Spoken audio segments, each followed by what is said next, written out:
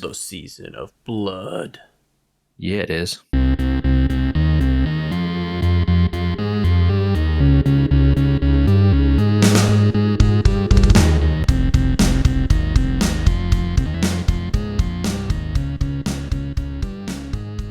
Ay.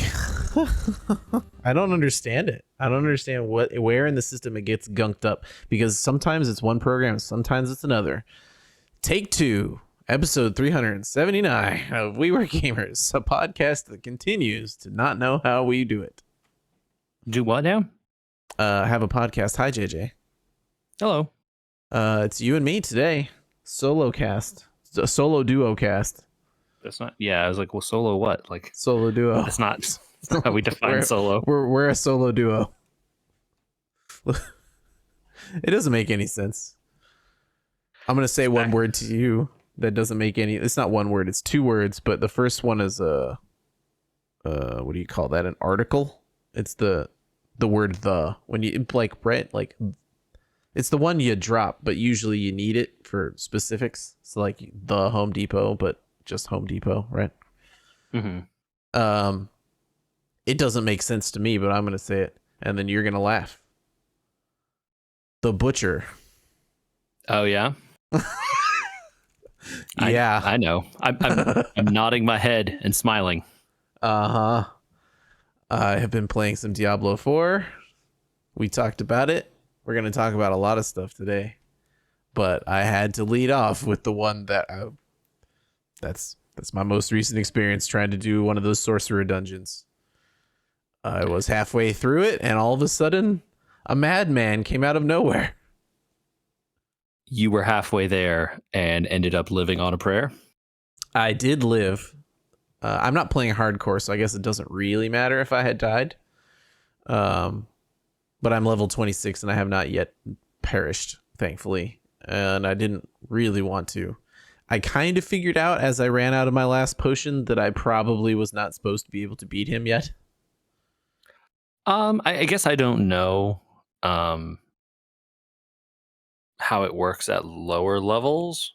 Mm-hmm. I definitely know how it works at higher levels, and it's always one of those things where you kind of have to really kite them around, and if you're solo, right? Yeah. It's not usually something you can fight like just standing there, you two hitting each other. That's going to go bad for you. Yeah. We're talking about Diablo IV today because I've been playing a lot of it, and I know you talked about it on the podcast a little bit.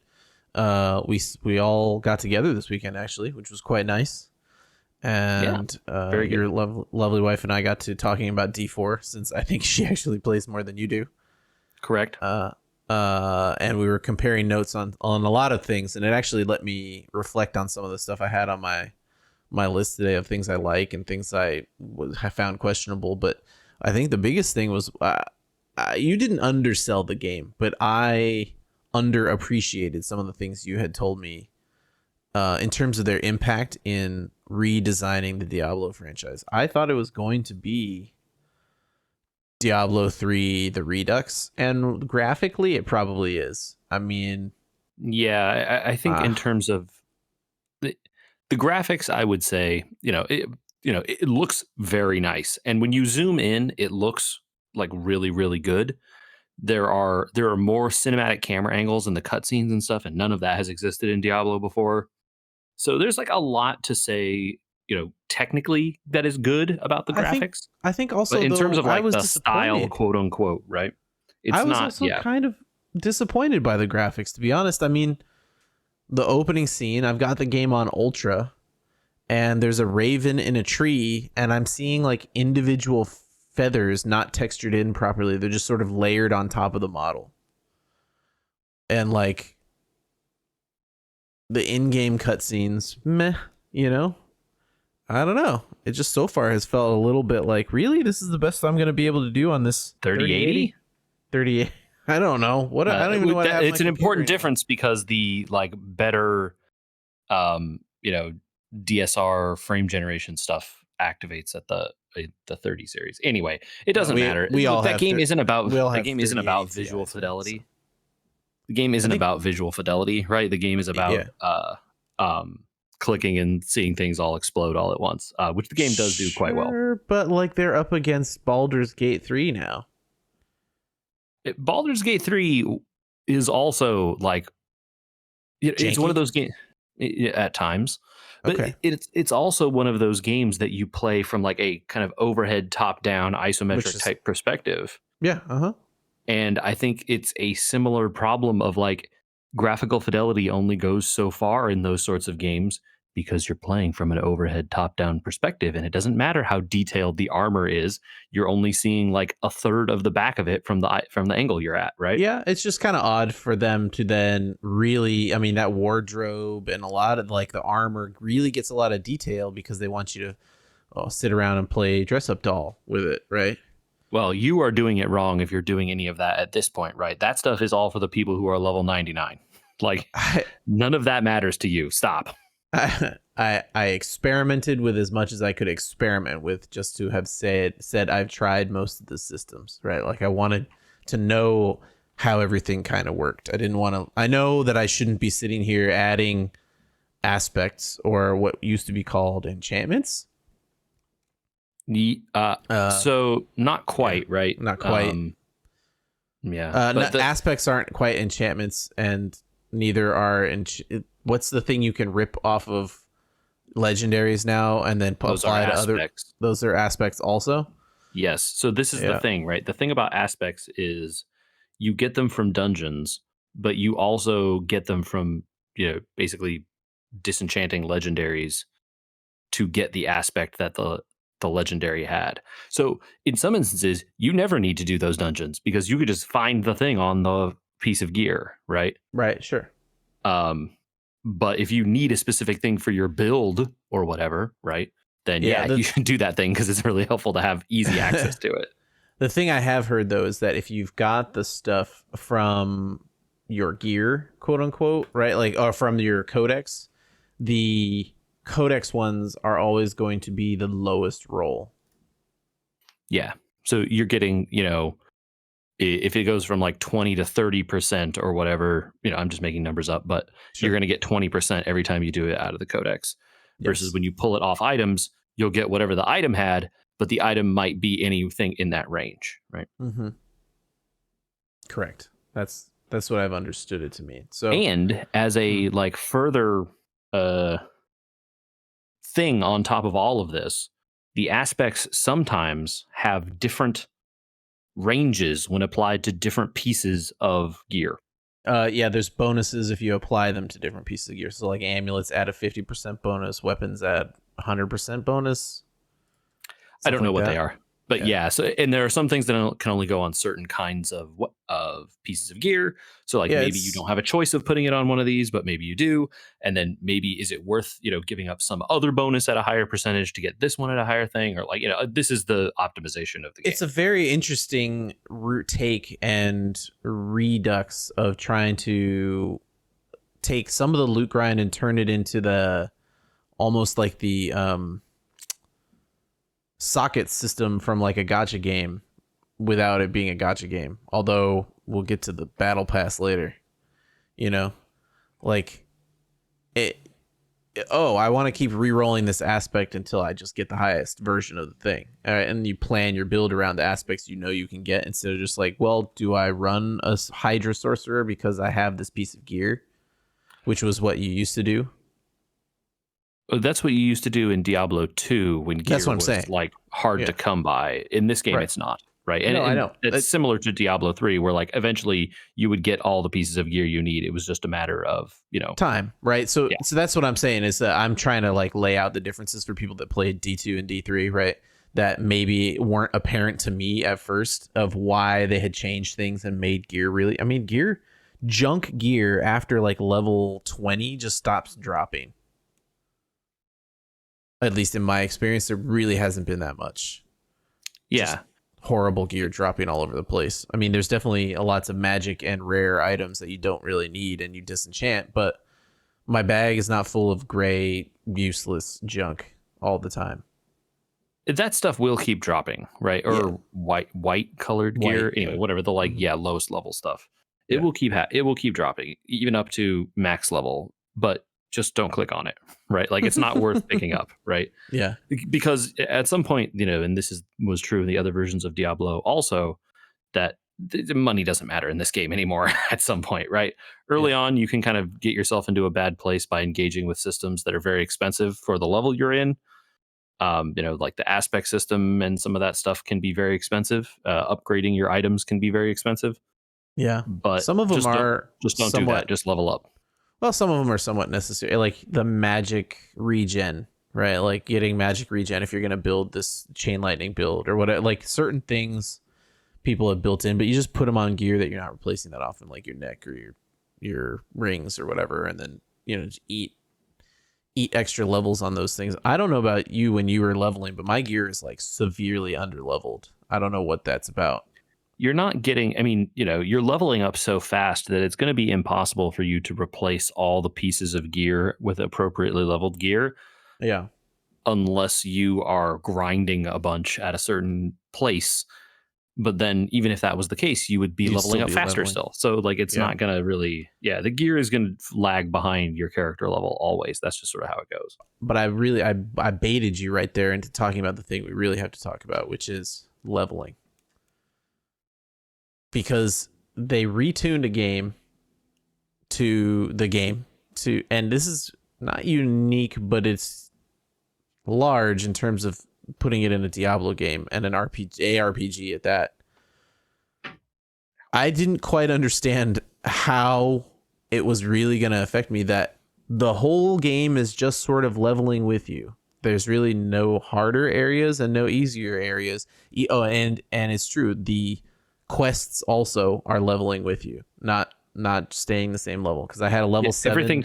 Everything scales. Yeah, I had a level 7 act 1, and the act 1 stuff scaled up through the 20s as I was doing stuff. So it everything scales to you, which to me, yeah, I get it. It makes the content across the entire map evergreen, but it also changes my perspective about what I'm accomplishing in the game.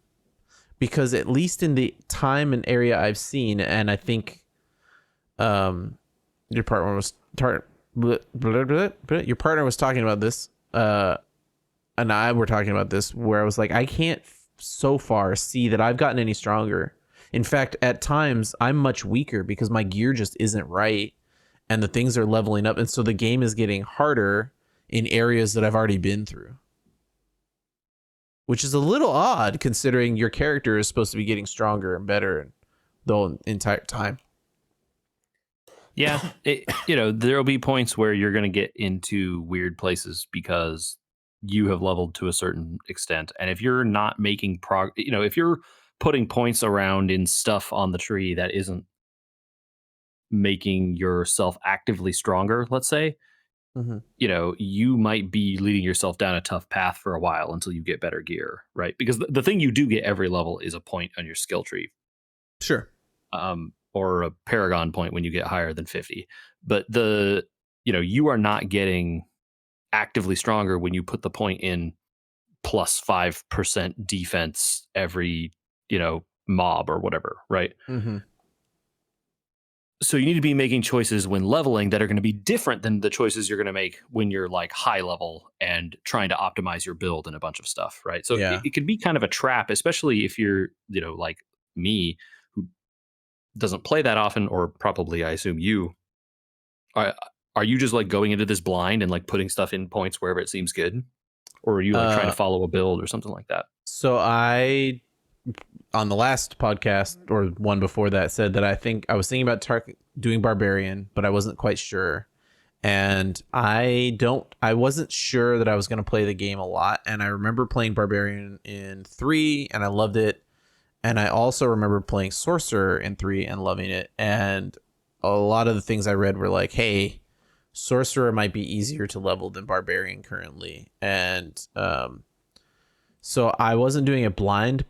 I figured out like, okay, I should do this idea of this chain lightning thing. And then I sort of started reading what their plan was and what I wanted to do that was different. So I planned it out using d4builds.gg, I think is. I'll shout them out. I think it's d4builds.gg because I also have been using, they have an interactive map on their website that lets you check off altars when you click them.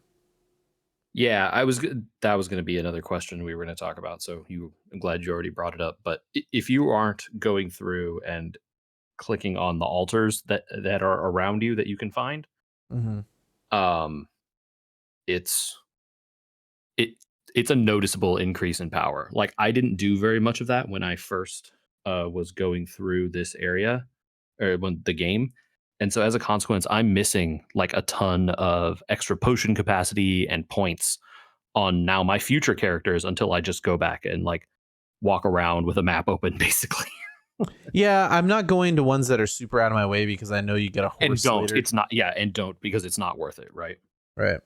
I'm trying to stay. I did fall into the trap you warned me about, and I caught myself after doing a couple side quests because I was trying to ignore them, and then I realized one of the ones that I got was for like being a sorcerer and getting the there's like a sub bonus you get to some of your skills where you can socket your skills in as like a secondary effect thing.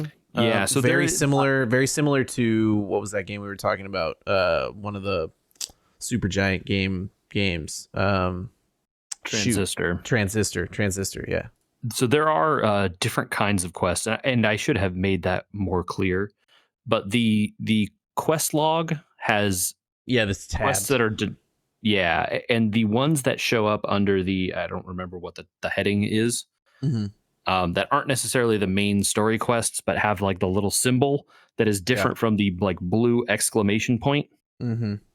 Those are ones you should probably pursue because they are important in terms of giving you stuff like that, right? And I fell into the trap of being like, oh no, I'm missing things, and so I did a few, and I was like, no, I'm not. Yeah, and yeah, exactly. I think I'm in what is it, Frosted something, Frosted Peaks is the zone that I'm in, the starter zone, quote unquote, even though there is no starter zone because it's the same difficulty, the high, like, and just doing like 2 side quests, altars, finding all the teleport points, and doing a stronghold, and I've already maxed out the first 3 renown rewards, which give you more bonuses to your character, which was like something that guides were telling me I needed to do. So it's not like you need to be chasing side quests literally at all. And I want to make it clear to you, the main quest will take you to many of these places. It's not, I don't know about the strongholds. It's definitely not going to make you do all of them. It will take you to some of them. Oh, okay. And it will also take you to some of these random towns. So so don't go around running to random towns. Don't go around running around to. There are some it won't take you to, right? Okay. But it will take you to a lot of them. You're gonna go look. Hey, they're gonna make you go to everywhere on the map because they want you to see it. So don't be like going out there and trying to uncover the whole map and explore all the regions or whatever. Yeah. It won't force you to explore everything within the region that you're in because it never is going to make you do that. Right. But there are, if you're in the region, it totally makes sense to go around and find all the statues because if you're already there, you're there. Right? Yeah, if you're running that's why I grabbed that map because I know that it's kind of cheating in a way, but like to me, this game, who cares? It's not like whatever. Well, I played it blind for a while, right? I got through the prologue almost blind, and I started to realize how much time they really were going to make me invest. Not in a bad way necessarily, but like the map was one of the first things I did where it was like, I'm going to miss stuff on my way. And I really, really don't have it in me probably to take this game past level 100. Maybe not even past level, finishing the story, whatever that is, 45, 50. We'll see where I'm at. Just due to time and wanting to do other things. And honestly, some of the stuff, but like the map, interestingly, they solved one of Michael's COTC problems where he has to like uncover every square inch of it, right? Mm-hmm. but the map sort of like if you graze an area will will unveil most of the nearby zone, which is pretty nice. There's not really anything hidden, but it didn't reveal anything made minor, right? Like it'll show you the biggest dungeon in that little area, but it won't show you where all the altars are in that area. So I really didn't want to just be running around all over the time. But it is kind of cool that it's like, oh, you came close to this spot, so now you can see this whole area of the map. Yeah, it doesn't reveal those statues, which are like, the That's bonus kind of the for biggest, extra exploration. And those statues, to be honest with you, give you such tiny, tiny little upgrades. They're so minimal, right? The only thing that's annoying is, and the different regions, unlock different ones, but the ones that hold a skill point and potion capacity are the ones that you'll want by the time you get, closer to the end game. So you want to make sure you get all those, but otherwise it's kind of like whatever, dude. You get more. It's like 5% experience, whatever. You don't need that. Like it's fine. I'm just grabbing the ones that are in the way, but Yeah, I've been pretty surprised so far that the story has been split. It was split in a very cool way to me. Of like, okay, you made it past the prologue, you've hit the first town.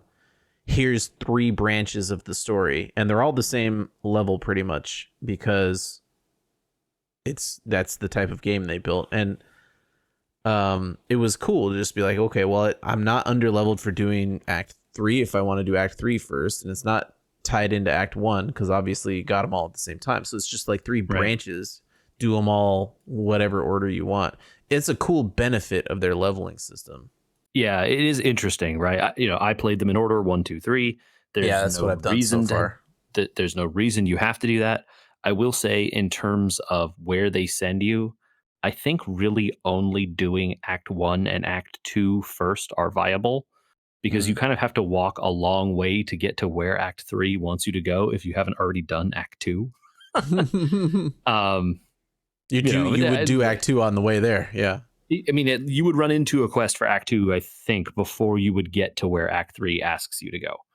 Yeah. You know, but the story threads don't really collide. You're correct, and so you're kind of free to pursue the different things as you're interested in them. I've always generally liked the Diablo lore, although as the games have gone on and the games have gotten grosser and the graphics have gotten more disgusting and the sound design has gotten more disgusting, I just don't understand why anyone wants to be a hero, or why all the survivors of Sanctuary aren't huddled in some massive walled city. Like I don't know how they do it anymore, but this is what it is, I guess. It's kind of rough. We're not spending a lot of time in the game considering the plight of the common folk, I'll say. I mean, there's a lot of them that are dead everywhere. It's just, they're always dying. I don't understand how they're still around. Like I was saying, it's a cool benefit of the leveling system to be able to say all parts of the story are going to kind of roughly be the same. And so if it branches apart, like a real story might, it's cool. And like the lore of Act 1 was cool, where it's like, oh yeah, Rothma, I remember them talking about that guy. But I think there's downsides to the leveling system too, which so far are, I don't get the feeling and the why of what I'm doing. If it's all going to be the same level, why level at all, in a way, right? Like why not redo the system to be more like, I don't know if Baldur's is like this because you've been playing it, but like more like the Dungeons and Dragons system is like, you leveled, your character is going to get 1 point better. Not like 5 points better, but like 1 point better. Not 500 points better. Not 15 armor pieces better. 1 point. Where is it going? Like, what's the most minute change you can make to make your character that much better? You know what I mean? Yeah, it's also the way those games work and the way the damage and stuff is calculated is so much more. One level makes such a big difference because all of a sudden now you're rolling 2d6 instead of 1d6 or whatever, right? Like that makes such a big difference. 2 6-sided dice or instead of 1, mm-hmm. right? And in terms of the outcome of numbers there, that's such a huge change Yeah. compared with, from one six-sided to two, then, turning the percentages up by 10% or whatever, however Diablo is doing it behind the scenes, which I don't really know or understand. It really makes me, I think, I'm not necessarily at the point of saying I like it or don't like it. It's different enough that it started to make me consider what leveling in a video game really should be, right? Like, there's definitely games that are designed around the idea that you are going to get stronger and start to outclass the things around you. There are levelings that are built around like you need to level because the things around you are going to get stronger, but you're not going to be stronger than them. You're just trying to keep up. And then there's also like, I don't know, there's leveling because games have leveling in some games too, you know? Yeah, And I think, and it's a I think you have, philosophy question now of yeah. like, if the game like a Diablo ARPG now says leveling's cool, but like what if it was just to gain skills and stuff, right? Like more like Souls-ish game where your skill still matters because you're just getting more tools, but the game hasn't let up on you at all. I think that's, you're hitting on something that's true here, and it's a critique that sort of a lot of people leveled at this game when it first came out, and you have now played it, and so you've finally gotten there, right? And it's this is it doesn't feel satisfying to kill stuff in this game sometimes, right? Because everything is always, taking approximately similar amounts of damage because their health is like scaled to your level, to your power. And so, it's like everything always dies at the same amount of time, right? Mm-hmm. Except that's true until it stops being true, right? Because eventually you start getting the better end of this curve where now you're unlocking as you're pushing farther down that tree, those abilities are becoming more powerful. You're starting to equip legendaries in your slots, right? You're starting to replace these blues with yellows and, upgrading them and stuff like that. And then eventually it's just like, look, the fodder enemies are just in the way. You're just like, mowing through them till you're fighting elites, and then elites are the test at that point, right? Right.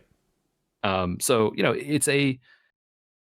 they do want you to keep. I mean, the point of the game is for you to constantly go back and chase better loot and play more and do that kind of stuff. So they have an incentive to keep you there, to keep the game fresh, to keep something happening. But I think it's a fair criticism. I think you're right to level it here. That it kind of like, especially early on, you're kind of like, what? Why? What's the point of this? You haven't gotten to the bottom of that skill tree though. Like some of the stuff at the bottom of that skill tree is like game breaking. Well, it feels at the first time you use it, you're just like, I just deleted that monster from existence.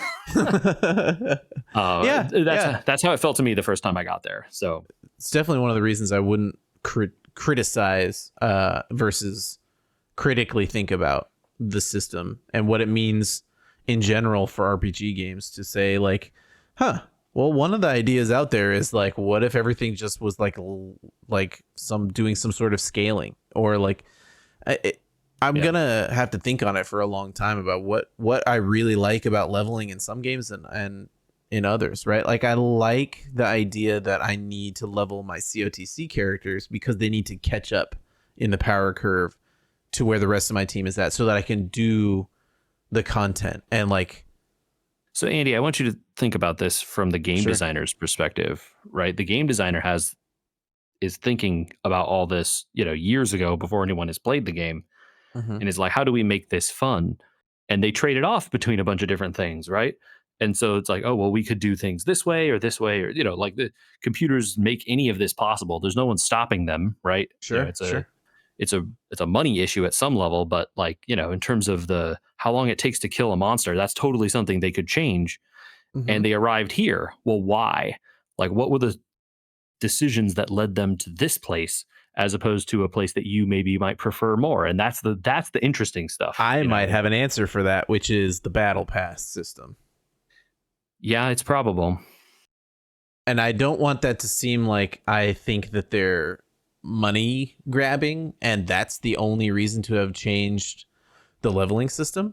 I think the idea is I played, and I know you played, and I know lots of people we know played Diablo for thousands, maybe 1,000 at least hours, and they expect people to be doing that again. And it's like maybe they were thinking, if we're gonna do this thing of keeping this up as a live service more involved than Diablo 3 was, is there a way to keep more of the content evergreen, or at least somewhat evergreen in its entirety? I mean, there's world levels and everything else to keep bumping the difficulty up. So maybe the game scaling to you doesn't matter as much as I'm thinking it does in the end. Well, so that's the other thing, right? What world level are you playing on? I'm currently on 1, just because I wanted to push through the story quicker than like probably 2 would allow for. So you'll notice, right? Like, just in the middle of wherever you are, I believe you have access to 1 and 2 from the jump, and it is possible to play the game straight through from 2. I don't recommend it though, because it's a significant increase in difficulty. Yeah, the monsters are quite a bit stronger, and mostly in terms of health, you're not really seeing anything like more monsters. That's not how it works. It's just the numbers are bigger. mm-hmm. I played for a while on 2 while I was doing the campaign, and it sucked because bosses just take forever to die. It's not that they're more dangerous necessarily, as long as you're good at not standing in the big bad zone of badness, or get out of the way of the thing before it hits you. But the price for screwing up is you're going to get like 85% of your health deleted or whatever, right? So, if you're feeling like your curve is too slow and you're not powerful enough, jump up that extra level, and all of a sudden you will make like a noticeable increase in experience and money, with the trade-off being it takes quite a bit longer to kill anything. Yeah.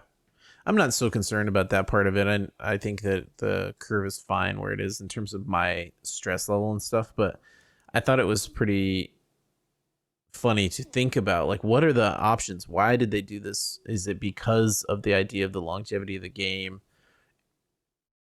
I don't know. I don't know why. I know that battle pass to me is very the real interesting. I think the real answer for the world tiers, as they call them, is that's your difficulty mode, right? Yeah. If you want easy or normal versus hard, that's what those are for. Yeah. And then once you start playing, unfortunately, then once you get past the campaign and you get to level 50, you no longer have any choice about playing in those higher modes. You must. Right. And original Diablo was like that too, in some ways, where it's like, oh, you need to play through again on hell difficulty in order to do, the get the higher levels. Right. But they really make it explicit where, like, you beyond level 50 in World 2, you just stop getting experience effectively. It's just like a waste of your time. Like, you need to go to 3. Yeah. And then 3 caps out at some point and you need to go to 4. Wow. Crazy. I don't know why my EA app has decided to open, but it did. That's weird. It's struck me that the game, I know I created a seasonal character, and that's just how it is because I created a seasonal character, but it struck me that the idea of seasons is now so inherently tied to the idea of also having cosmetics and battle passes and all that sort of stuff. I know they existed in D3. It's not like it's a new thing. They existed in D2 also. It's not like they're new even from that perspective. The idea of like selling them in a shop seems not to have been in D2 at least. I know you could get them like downloadable in D3, but I don't remember an in-game cosmetics shop. Do you? But it's not about in-game cosmetics. It's about the idea of seasons. Diablo always had the idea of a season, right? Oh, They would start a new season. They would start the ladder over. There would be a fresh race to 100. There would be all that kind of stuff, right? You jumped my story. Thank you for bringing up the things that I didn't feel like existed when I got into the season tab. I think when I remember back to D2, D3, the tab opened up and they were talking to you instantly about the race to 100, and and all those things, right? Like, what's new this season? What did we change? D3 was like, what's the new armor set that we dropped into this season that you earned? Well, how are you going to use it? What are the abilities of it? And when you click that seasonal tab, the first thing you see is like, there's new horse armor in the battle pass.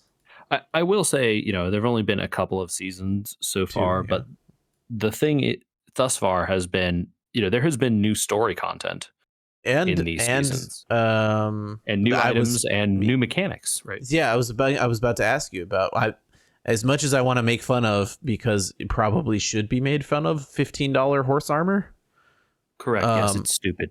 It's pretty bad. And the idea that there's janky animation in the game, and yet the shop works perfectly, is peak Activision, not Blizzard. That was one of the things I did want to talk about when I was going to get through my initial impression of the season. Was not that I was hit with the idea that, hey, I should probably catch up on Season of Blood here and like get through this stuff, because once I finish it, there's new mechanics added to my character for playing this season. Like, you will earn, and that was bonuses. True the previous season also. So did those stick around? Are those ingrained in the character already and I am not seeing them? Or what? Because that's the stuff that should be on that seasonal tab, is like, hey, so kill stuff and get this. So they drop off. So like this season, run me through, they have like blood powers or something like that?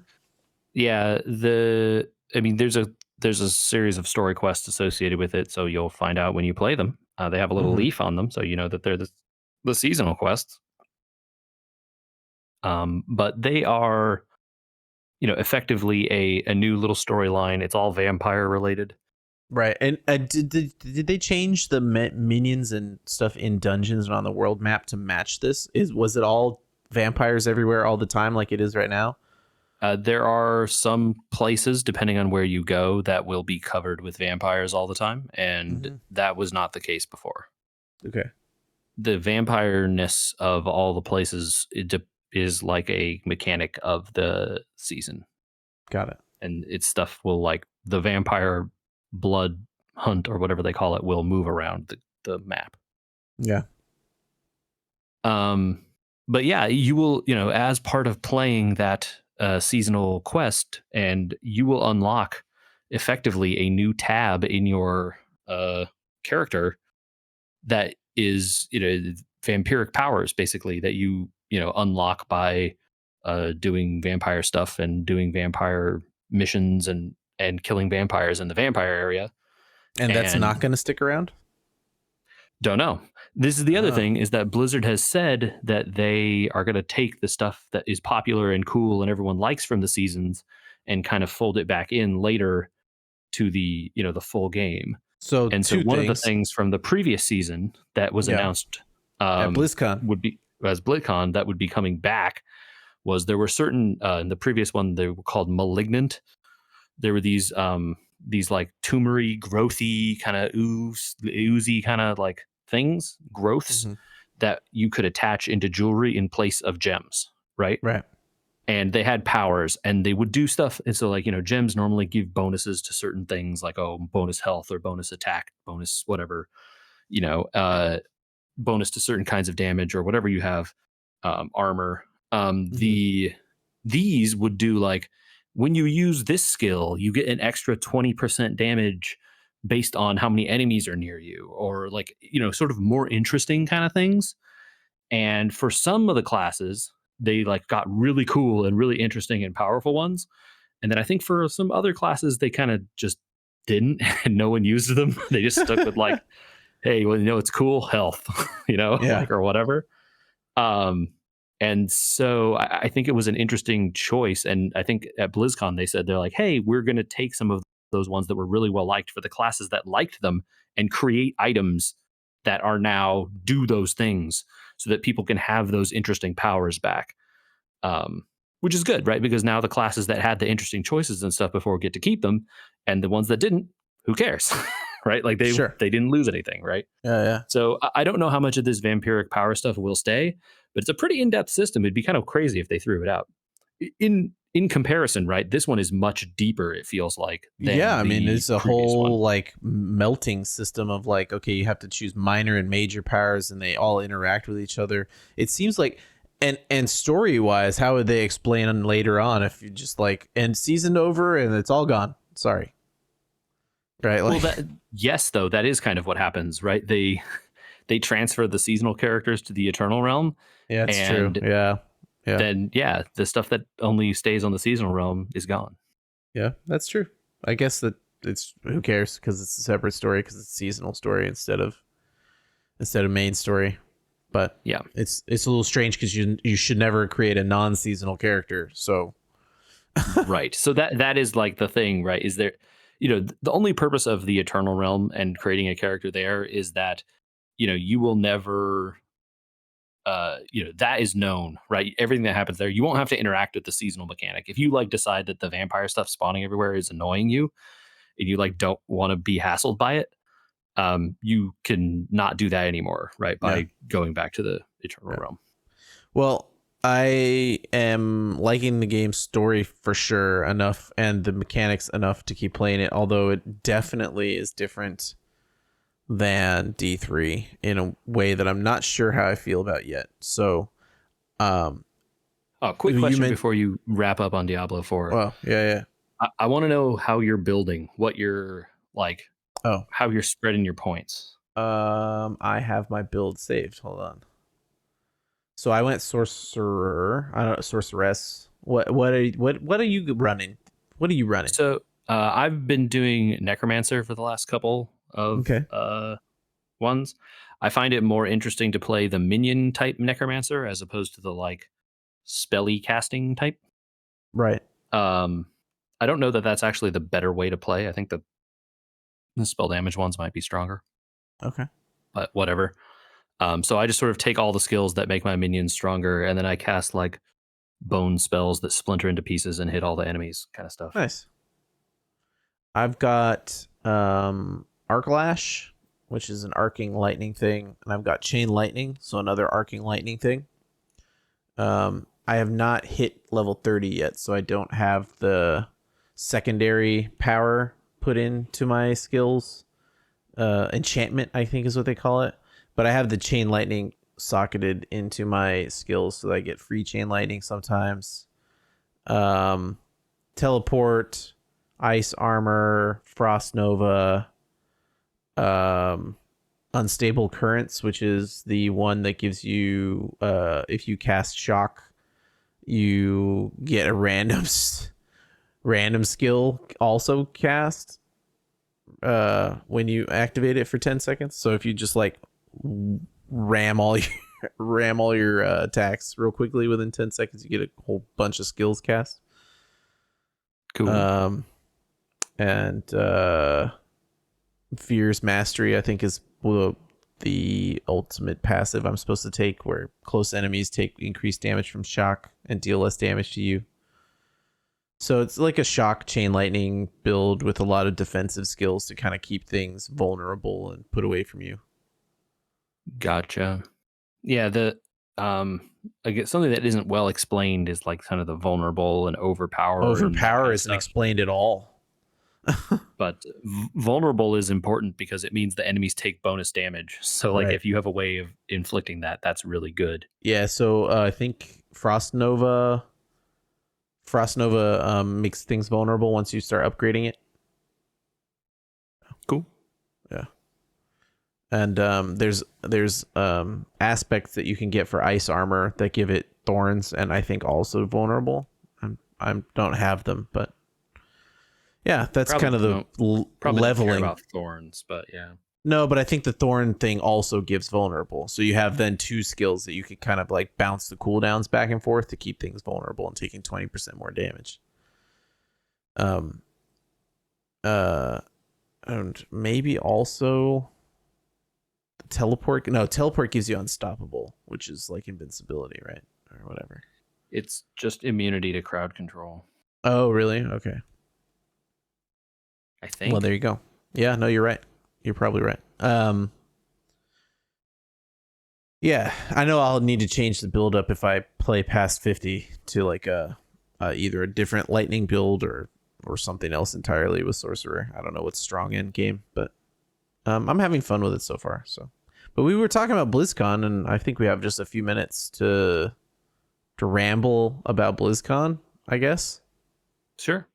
Uh, it sounded like we got a report from friend of the pod, Chris, who actually went.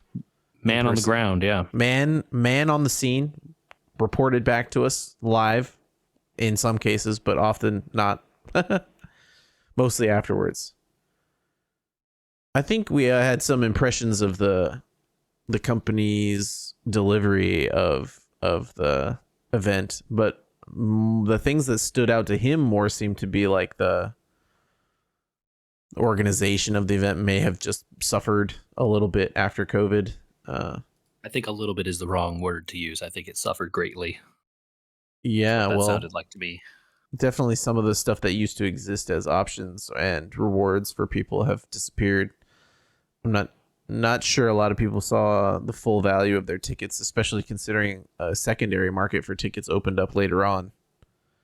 That was not illegal. It was through the website, through the Axis website, and it was upsetting to some people to see the price of tickets. I was sort of surprised to hear how low or like how few games there were for people to play. Shocking. Like, yeah, they had I know a it's whole Blizzard. new game. They don't have that many different games. Well, okay. Hold on. They had a whole new game called Warcraft Rumble that I didn't know about until a few days before BlizzCon. And I think people that are more in the Warcraft and WoW community knew about it pretty early on because they got alpha and beta access to it. So I'm not saying it was poorly advertised, but it seemed like maybe it was a little more poorly advertised than they planned. And I remember when Diablo Immortal came out, there were phones everywhere to try that thing out. And yeah, they just had a QR code for you to try out Warcraft Rumble. Yeah, that's kind of surprising. Which, if the game is just out, like I could understand not dedicating a lot of space to that. But like set up like 10 phones or something, man. I don't know. Like if you don't think there's going to be a lot of people interested in downloading it, just like put a little space over there. Yeah, very or like shocking. You have this Diablo 4 game, you want a bunch of people to play, no place to play that. Yeah. What? Yeah, no Diablo 4 at all. Overwatch was like apparently played with role lock on, so only one person per team could try the new hero. Cool. Which, I mean, that is kind of that produces better competitive games, I guess. Sure, but if you're unlucky on your random pick order too many times, you sit down first, right? Like no, it's pick order, right? So like the game starts and whoever randomly rolls first gets to roll whatever. Yeah. Bummer.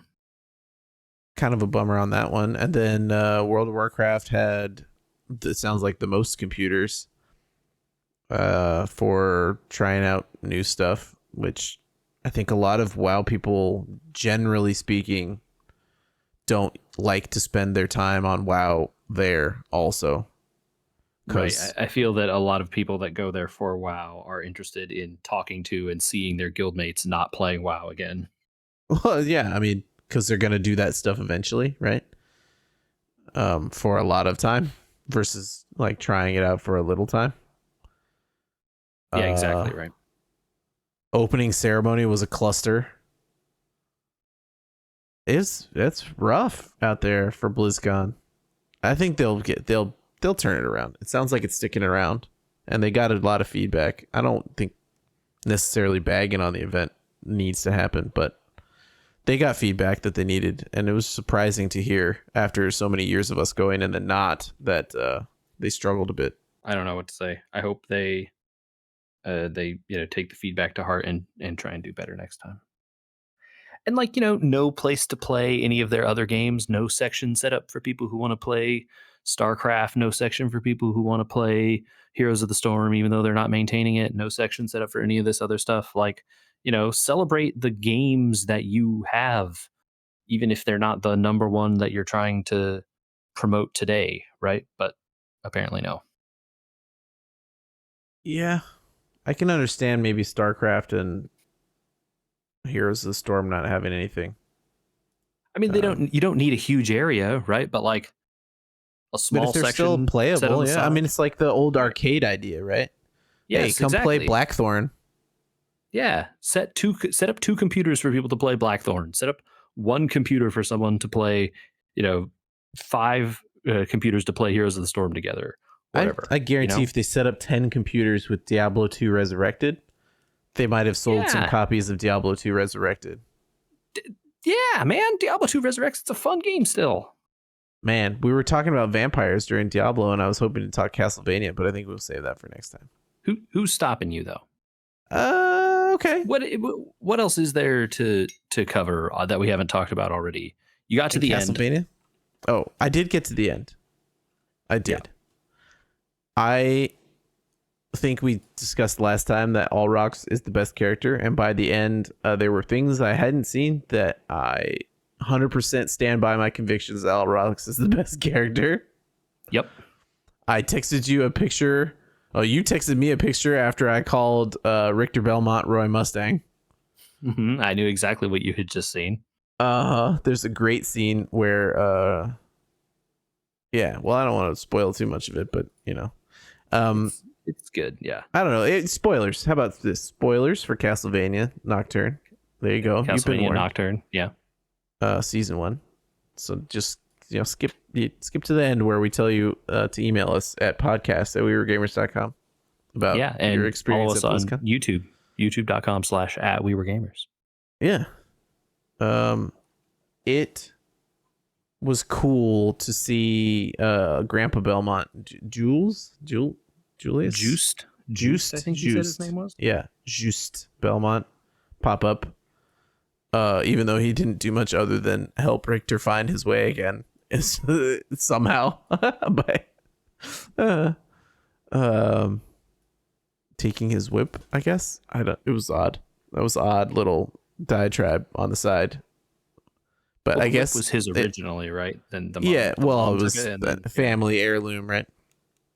Uh, fun side story that I'm sure comes back. Now that at the ending we saw that they're not giving up on Alucard. yeah. I really was curious to see your reaction to the Alucard stuff because it really comes in at the end, and then you're like, God But dang it, they're but not finishing more, the story. please. But more, One more, please. no, why not? Yeah. So there you Yeah. go. Right, huge cliffhanger. Huge cliffhanger. And I mean that tells you that like it's possible that the storyline with Dracula isn't done and all sorts of stuff like that. Like, was Nocturne supposed to be separate? Nope, never was. Enjoy.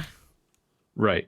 You kind of could guess the technology had moved forward. Maybe it was a new thing, or, this was just a complete spinoff. They were being cagey. You were getting some hints that maybe it was, but maybe it wasn't. And then they're like, nope, definitely same universe, still a thing. Right? Very cool. Very well done. Just like the first one. Different tone from being different writers, but different tone in a good way, I think. I didn't find the characters to be whiny. I didn't find anything really negative. Just liked that because they were in a different time period, different tone entirely, different characters, different tone. We'll see if Alucard lands the same way in season 2, but there you have it. Yeah. Yeah. I think it's Very cool. Yeah. I'm excited. I ended in a higher space than I thought I would be when I got to like the midpoint. The last 3 episodes really turned the show, and the new take on the night creatures where it's like, well, in the last one they developed independent will, and then this one they're like reminded that they have souls and we're people. And it's like, oh, all right. So like we're just like going full on night creatures are not just mindless monsters like they were in the first show. Yeah, it'd be interesting to see where that goes for sure, because that definitely is left unresolved. Yeah, very, very unresolved. Super cool to see the like not ultra baddie, but like the baddie of the season get just aced at the end. Yeah, well, Alucard's sword doesn't mess around. Nope. turns out that he's been doing it a long time. Still is, you know. I quite liked that change where it was like, okay, yeah, I get it. We have to do the same thing we did last time. Richter's got to learn how to fight. He's picked off like dumb vampires. He hasn't fought anything like night creatures or anything else like this before. We got to watch him grow, all that stuff. And then it's like, boom, the hero's here. It's like, now you're on his level. Time to introduce the real bad guys next season, right? Yeah, good point. Yeah, now we got to fight the real bad guys. Very cool. I like it. Very cool that it's a continuation as well. Yeah. Podcast at wewergamers.com. People, if you liked it, tell us. Podcast at wewergamers.com. Talk about Diablo. If you played Diablo 3 and you're curious about Diablo 4, or Diablo 2 and you're curious about Diablo 4, or Diablo 4 and you've got things to say about it. Yeah, I'm all ears, man. That leveling system is definitely something I'm going to ponder for a while, because it is interesting in terms of its meaning and not necessarily its mechanics.